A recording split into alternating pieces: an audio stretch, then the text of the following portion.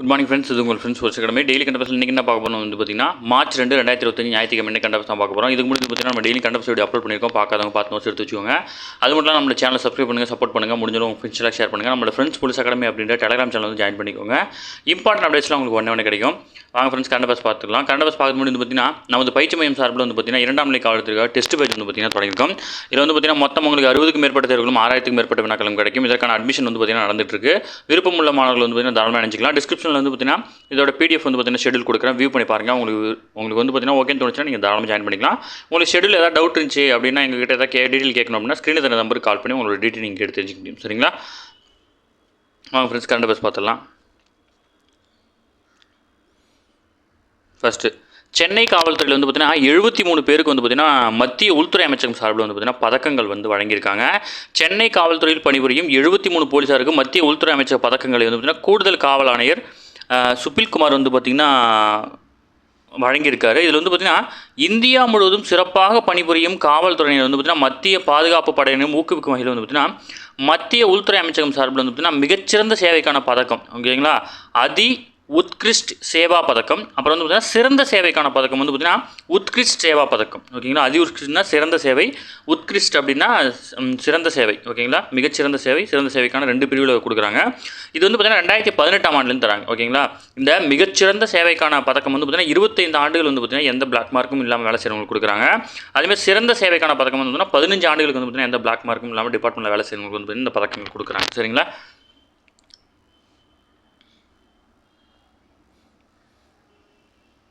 அடுத்தது தமிழுக்கு தொண்டாற்றிய 38 பேருக்கு வந்து பார்த்தீங்கன்னா தமிழ் செம்மல் விருது வந்து பார்த்தீங்கன்னா வழங்கியிருக்காங்க. தமிழக வளர்ச்சித்துறை சார்பில் தான் வந்து பார்த்தீங்கன்னா இது வழங்கியிருக்காங்க. மாவட்ட அளவில் அதாவது தமிழ் துறைக்கு தொண்டாற்றி வரும் தமிழறிஞர்களுக்கு ஆண்டுதோறும் தமிழ் செம்மல் விருது வந்து பார்த்தீங்கன்னா வழங்கப்படுது. அந்த வகையில் 2023ஆம் ஆண்டுக்கான தமிழ் செம்மல் விருது வழங்கும் விழாவில் வந்து பார்த்தீங்கன்னா சென்னை ராஜா அண்ணாமலைபுரத்தில் உள்ள தமிழ்நாடு இசை மற்றும் கவின்கலை பல்கலைக்கழக வளாகத்தில் வந்து பார்த்தீங்கன்னா நடைபெற்றுச்சு. இதில் வந்து பார்த்தீங்கன்னா சிறப்பு விருந்தினராக கலந்து கொண்ட அமைச்சர் மு.பெ. சாமிநாதன் வந்து பார்த்தீங்கன்னா 37 பேருக்கு விருதுகள் வழங்கியிருக்காரு, ஓகேங்களா. மொத்தம் 38 விருதுகள், அதில் ஒருத்தர் வந்து பார்த்தீங்கன்னா வரல, 37 பேருக்கு கொடுத்துருக்காங்க.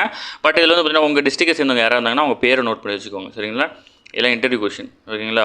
ஜஸ்ட் டக்குன்னு கேட்டாங்கன்னா நீங்கள் பதில் சொல்ல தெரிஞ்சுக்கணும். அடுத்து வந்து பார்த்திங்கன்னா நம்ம ஆல்ரெடி ரெகுலராக பார்த்தது தான் வந்து பார்த்திங்கன்னா கடந்த 2023ஆம் ஆண்டு மார்ச் 19ஆம் தேதி வந்து பார்த்திங்கன்னா 2000 ரூபாய் நோட்டுகளை திரும்ப பெறுவதற்காக ரிசர்வ் வங்கி வந்து பார்த்திங்கன்னா அறிவிச்சிருந்துச்சு.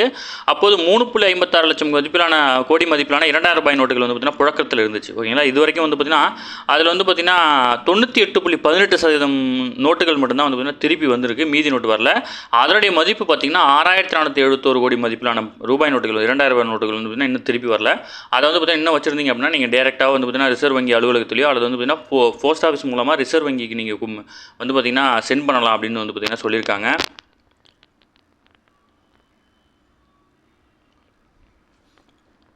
அடுத்து ஒரே நாடு ஒரே தேர்தல். இந்த ஒரே நாடு ஒரே தேர்தல் வந்து பார்த்திங்கன்னா இதை பற்றி நாடாளுமன்ற கூட்டுக்குழு அமைஞ்சிருக்காங்க. யாரோடைய தலைமையில் அப்படின்னா பாஜக எம்பியான பிபி சௌத்ரி அவருடைய தலைமையில் தான் வந்து பார்த்திங்கன்னா அந்த கூட்டுக்குழு வந்து பார்த்திங்கன்னா அமைச்சிருக்காங்க. இதில் மொத்தம் 37 உறுப்பினர்கள். இதில் வந்து பார்த்திங்கன்னா 27 பேர் மக்களவையிலேருந்தும் 12 பேர் வந்து பார்த்திங்கன்னா மாநிலங்களவையிலேருந்தும் இடம்பெற்றிருந்தாங்க. அதை பற்றி டீட்டெயிலாக கொடுத்துருக்காங்க. நமக்கு வந்து எக்ஸாம் பாயிண்ட் ஆஃப் வியூவில் வந்து பார்த்திங்கன்னா இது ரொம்ப இம்பார்ட்டன்ட், நோட் பண்ணிச்சுக்கோங்க. நாட்டில் வந்து பார்த்திங்கன்னா அரசியலமைப்பு சட்டம் ஏற்றுக்கொள்ளப்பட்ட பிறகு 1951 முதல் 67 வரைக்கும் வந்து பார்த்திங்கன்னா அதாவது மக்களவை பேரவைக்கு ஒரே நேரத்தில் தான் வந்து தேர்தல் நடந்துட்டு இருந்திருக்கு. அதாவது முதலாவது ஒரே நேர தேர்தல் வந்து 1951-52 நடைபெற்றது. அதுக்கப்புறம் வந்து பார்த்திங்கன்னா 3 பொது தேர்தல் 1957, 62, 67 இதில் தான் வந்து பார்த்திங்கன்னா மக்களவைக்கும் வந்து பார்த்திங்கன்னா மாநில சட்டப்பேரவைக்கும் ஒரே டைமில் தான் நடந்துச்சு.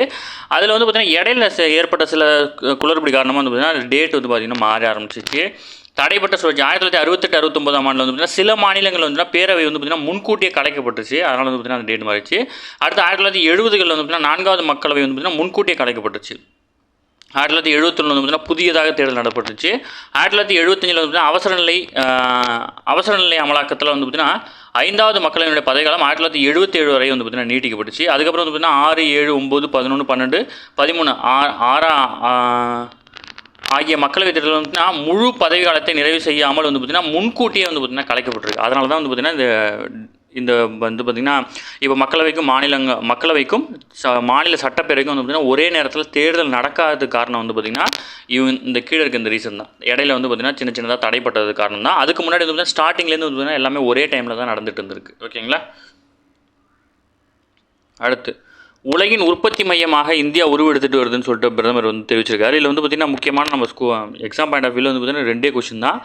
உலகின் மஞ்சள் தேவையில் வந்து பார்த்திங்கன்னா 60% வந்து பார்த்திங்கன்னா இந்தியா வழங்குது. ஓகேங்களா. அடுத்து வந்து பார்த்திங்கன்னா காஃபி ஏற்றுமதியில் உலகில் 7வது பெரிய நாடாக வந்து பார்த்திங்கன்னா இந்தியா இருக்குது. ஓகேங்களா. ரெண்டுமே இம்பார்ட்டன்ட். அதுக்கப்புறம் வந்து பார்த்திங்கன்னா ஃப்ரான்ஸு, ஐக்கிய அரபு அமீரகம், சிங்கப்பூர் போன்ற நாடுகள் தங்களது நிதிசார் அமைப்புடன் வந்து பார்த்திங்கன்னா யூபிஐ வந்து பார்த்திங்கன்னா ஒருங்கிணைச்சிருக்காங்க. ஓகேங்களா. நம்மளுடைய நாட்டோட யூபிஐ வந்து பார்த்திங்கன்னா அவங்க பயன்படுத்துகிறாங்க. இது மட்டும் இல்லாமல் நிறைய நாடுகள் வந்து பார்த்திங்கன்னா பயன்படுத்துகிறாங்க. ஓகேங்களா. இதெல்லாம் நம்ம டெய்லி கரண்ட் அஃபேர்ஸில் பார்த்தது தான். அந்த மாதிரி டீட்டெயில்ஸ்லாம் எடுத்து வச்சுக்கோங்க. போலீஸ் எஸ்ஐயில் வந்து பார்த்திங்கன்னா இந்த மாதிரி கொஸ்டின்ஸ்லாம் கேட்டுருவாங்க. பரிவர்த்தனை பயன்படுத்தும் நாடு அதெல்லாம் கேட்டுருவாங்க. ஓகேங்களா. அடுத்தது மார்ச் 7 மக்கள் மருந்தக தினம் வந்து பார்த்திங்கன்னா 1 வார கால பிரச்சாரம் வந்து தொடங்கியிருக்காங்க. மத்திய அரசு சார்பில் வரும் மார்ச் 7ஆம் தேதி வந்து பார்த்திங்கன்னா மக்கள் மருந்தகம் தினம் வந்து பார்த்திங்கன்னா கடைபிடிக்கப்பட உள்ளது. இதையொட்டி வந்து பார்த்திங்கன்னா 1 வார கால விழிப்புணர்வு பிரச்சாரத்தை வந்து பார்த்திங்கன்னா மத்திய சுகாதாரத்துறை அமைச்சர் JP நட்டா வந்து பார்த்திங்கன்னா தொடங்கி வச்சிருக்காரு. ஓகேங்களா. இந்த மருந்தகங்கள் மற்றும் மூலக்கூறு மருந்துகள், அதாவது ஜெனரிக் மருந்துன்னு சொல்லுவாங்க, குறித்து மக்கள் மத்தியில் விழிப்புணர்வு ஏற்படுத்தும் வகையில் வந்து பார்த்திங்கன்னா ஒவ்வொரு ஆண்டும் மார்ச் 7ஆம் தேதி வந்து பார்த்திங்கன்னா மக்கள் மருந்தகம் தினம் வந்து பார்த்திங்கன்னா கடைபிடிக்கப்பட்டு வருது. ஓகேங்களா. கடந்த பிப்ரவரி 2020, அதாவது பிப்ரவரி 28ஆம் தேதி நிலவரப்படி வந்து நாடு முழுவதும் 15,000 மக்கள் மருந்தகங்கள் வந்து செயல்பாட்டில் இருக்குது. 2027 மார்ச் 31ஆம் தேதிக்குள்ள வந்து பார்த்தீங்கன்னா இந்த எண்ணிக்கை வந்து பார்த்தீங்கன்னா 25,000 அதிகரிக்க இலக்கு நிர்ணயம் பண்ணியிருக்காங்க. முக்கியமான கொஸ்டின். இலக்கெல்லாம் கொடுத்தாங்கன்னா முக்கியமான கொஸ்டின். அடுத்தது பங்குச்சந்தை ஒழுங்காற்று வாரியத்தினுடைய 11வது தலைவராக மூத்த IAS அதிகாரின துகின் காந்த பாண்டே வந்து பார்த்திங்கன்னா பதவியேற்றுக்கிட்டார். ஓகேங்களா. இதுக்கு வந்து இவரை பற்றி நம்ம நேற்றே பார்த்துருந்தோம். இவர் பதவியேற்றுக்கார் இன்றைக்கி. ஓகேங்களா. அடுத்தது ஒரு முக்கியமான உலக சாதனை, கம்பு ஊன்றி தாண்டுதலில் வந்து பார்த்திங்கன்னா ஸ்வீடனை சேர்ந்த கம்பு ஊன்றி தாண்டுதல் வீரரான அர்மாண்ட் கஸ்டாவ் டியூஸ்லாண்டிஸ் அவர் வந்து பார்த்திங்கன்னா சனிக்கிழமை வந்து புதிய உலக சாதனை பண்ணியிருக்காரு. இவர் வந்து பார்த்திங்கன்னா இதுக்கு முன்னாடி வந்து பார்த்திங்கன்னா 6.27 மீட்டர் தாண்டினது தான் வந்து பார்த்திங்கன்னா அதிகபட்ச உயரமாக இருந்துச்சு. அதையும் இவர் தான் பண்ணியிருந்தார். இவரே வந்து பார்த்திங்கன்னா தன்னுடைய சாதனை வந்து பார்த்திங்கன்னா முறியடிச்சிருக்காரு. 6.27 மீட்டர் வந்து பார்த்திங்கன்னா தாண்டி இருக்கிறார். அடுத்தது ரஷ்யாவை சேர்ந்த முன்னாள் உலக செஸ் சாம்பியனான போரிஸ் ஸ்பாஸ்கி அவர் வந்து பார்த்திங்கன்னா உடல்நலக்குறைவான வந்து பார்த்திங்கன்னா காலமாட்டார். இவருடைய வயது வந்து பார்த்திங்கன்னா 88. ஓகே ஃப்ரெண்ட்ஸ், இன்னைக்கு கரண்ட் அஃபேர்ஸ் அவ்வளோதான். தாண்டி எதுவுமே கேட்க வாய்ப்பில்லை. டெய்லி கரண்ட் அஃபேர்ஸ் டெய்லி பார்த்துருங்க. அப்போ தான் மந்த்லி வீக்லி படிக்கும்போது உங்களுக்கு ஈஸியாக இருக்கும். நம்ம சேனல் சப்ஸ்கிரைப் பண்ணுங்கள், சப்போர்ட் பண்ணுங்கள். முடிஞ்சளவு உங்கள் ஃப்ரெண்ட்ஸ்லாம் ஷேர் பண்ணுங்கள். நம்மளோட ஃப்ரெண்ட்ஸ் புல்ஸ் அகாடமி அப்படின்ற டெலிகிராம்ஸ் வந்து ஜாயின் பண்ணிக்கோங்க. இம்பார்ட்டன்ட் அப்டேட்ஸ்லாம் உங்களுக்கு ஒன்று கிடைக்கும். அதுக்கடுத்து வந்து பார்த்திங்கன்னா நம்மளுடைய 2ஆம் நிலை காலேஜுக்கான டெஸ்ட் பேட்ச் ஷெடியூல் வந்து பார்த்திங்கன்னா படிச்சு பாருங்கள். கட்டாயம் வந்து பார்த்திங்கன்னா விருப்பமுள்ள மாணவர்கள் வந்து பார்த்திங்கன்னா விரைவில் நினைச்சிக்கலாம். சரிங்களா. Thank you friends.